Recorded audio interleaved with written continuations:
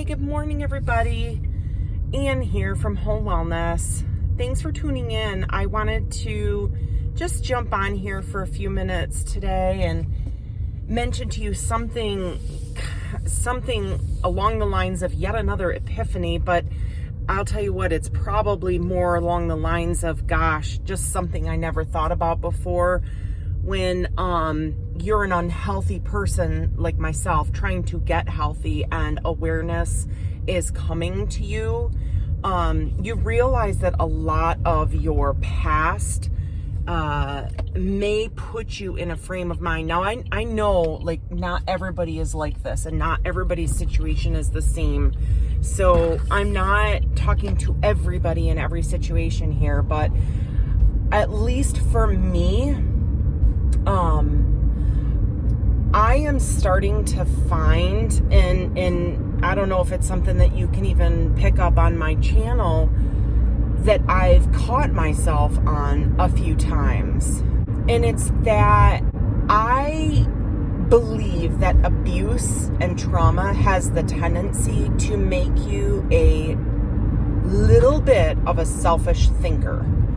At least for me, I'm realizing that my trauma, my past, my hurts, as I've gotten healthier, they have propelled me into this state of inward thinking, which is not healthy and which I don't even realize is happening most of the time. And what I mean by inward thinking, it's like a protective sort of, or a hyper awareness sort of thought process. Whenever we're dealing with people, we're automatically going to think of them in terms of, is this a safe person or a dangerous person? What are they out to get? What are they after? Are they manipulating me, or are they okay? Especially if you're navigating relationships from the past of people that you don't know if they're healthy or not for you, or they're safe or not for you, and you're trying to figure it out as you're getting healthy. And maybe these people are people that you don't have a lot of exposure to, in which case it's even harder to navigate. And a lot of the times you don't have to worry about those people if you don't have a lot of exposure to them. But like in the case of family members that could potentially injure you through overlapping or similar close relationships within the family, and you don't know whether that, like cousins or aunts or other distant relatives you might see only once a year at family gatherings, but you see them for 4 days once a year, and you're trying to figure out, is this person for real? Are they safe? Are they a good person, or are they turning it on right now for this gathering? Or are they genuine, or are they after something? I mean, it is hard to learn and educate yourself once you realize you're an unhealthy person and you're trying to be healthy. It's hard to not overreact, not isolate yourself, and to think logically and rationally about interactions that you have with people. And I have found myself, and I'm going to give you an example here of something that happened recently where the easiest reaction for me would have been to be ticked off and offended and feel like I was being treated unfairly, and that I was being taken advantage of, or that they must think I'm stupid. And then I had the blessing, because it could have easily gone without my notice, but I had the big, huge blessing of the individual who I thought was hurting me, or I shouldn't say, there were a couple individuals involved. So I had the blessing of them being completely forthright and honest with me, which they did not have to do. They had no obligation to share anything personal with me. They just happened to share it with me. And in the immediacy of her telling me her situation, my heart just ached for her, for what she's going through and what she's experiencing and dealing with. So basically, we invited, me and my husband invited, our son graduates this year, and we invited his grandparents only because we did not know who all was able to come to the graduation, because when the school notified the parents of the graduation information, it had no information, no specifics. It had a location, a time, and a date. That's it. It didn't say anything about tickets or number of people in attendance or whether it was immediate family or not. And since we're a relatively small family, just the four of us, and nobody said anything, we figured we could probably invite a couple people, but we didn't think it was smart to invite the whole family. When my husband and I graduated from high school, and I've heard this done everywhere, they gave us a limited number of tickets for 4 people, like the graduate and then 4 people.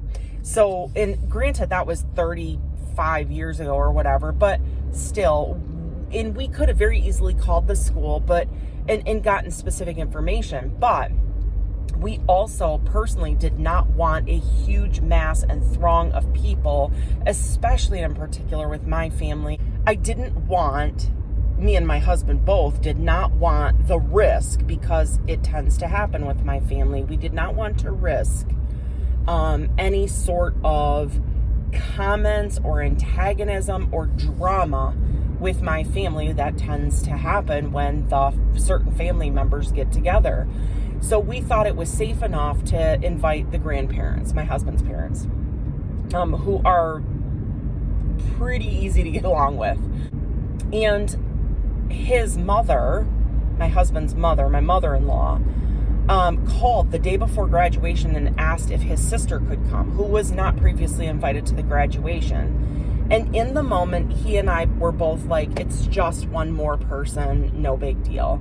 But I was kind of miffed about the fact that the mother-in-law asked and put us on the spot, because I thought, you know, that's kind of disrespectful to invite somebody else to a function that you were invited to. But I thought, if my husband was okay with it, what say did I really have? You know, I thought, to be fair, and it was only one more person. So aside from our small group of 4, we would just have one more person. So what's the big deal? And so I really thought, you know, just don't worry about it, blow it off. And then later on, this sister-in-law,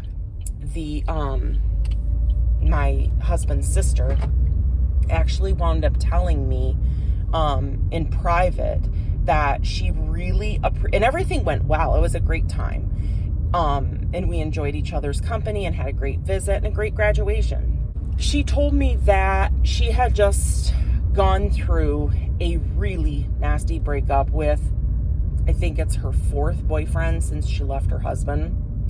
Now, the judgment here, I hope, is not coming across. I'm really working on not judging because I don't know her situation, but I have a suspicion that she has a lot more going on than what even I'm aware of. So the hurt and the resentment that I previously felt about her leaving her husband, and that husband no longer being an uncle to my 2 sons, who he was very close to, that hurt and that frustration that I initially felt, I've been working on that myself, because both of my kids seem fine.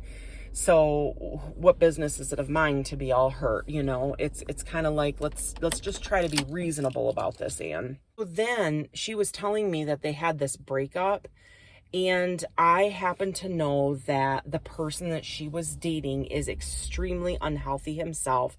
I never saw them as a good match.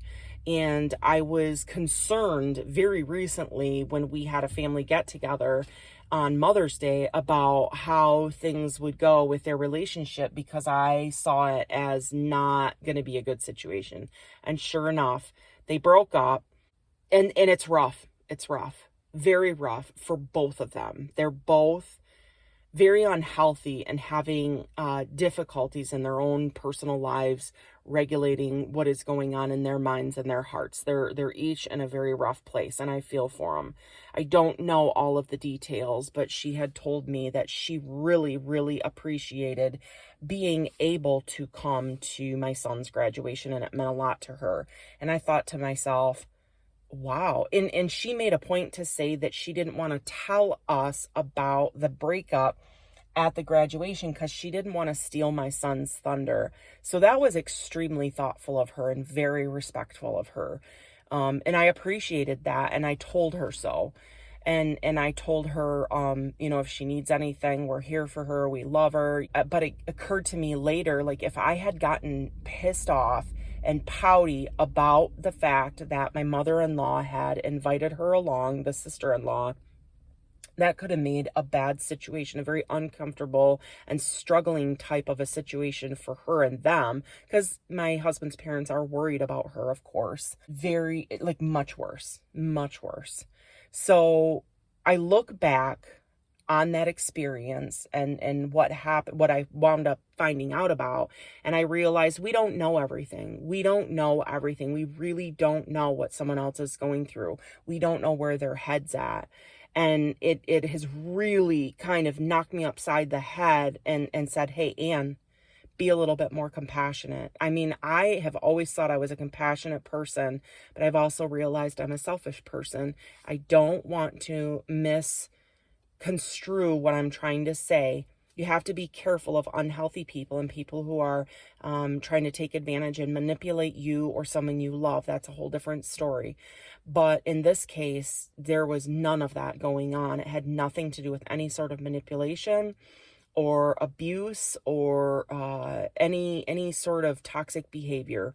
It was a matter of me not reacting in the way that my emotions were fooling me to believe was, my right to be upset for someone inviting someone else to an event that they were invited to, and how rude that was, and not getting my nose bent out of shape and let my emotions run amok.